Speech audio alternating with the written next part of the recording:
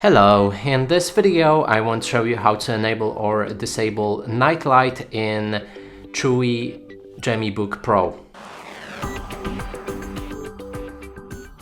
And to do this, first we'll need to click on the start and then go for the settings.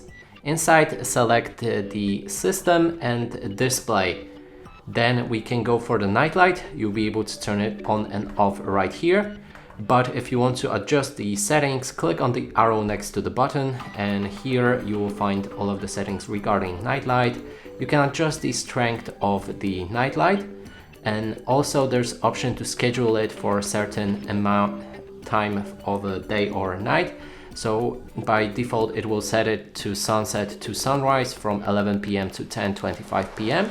But you can click on set hours to choose the hours manually. And that's it for this video. Hope you like it. Please consider subscribing to our channel, leave a like and a comment below.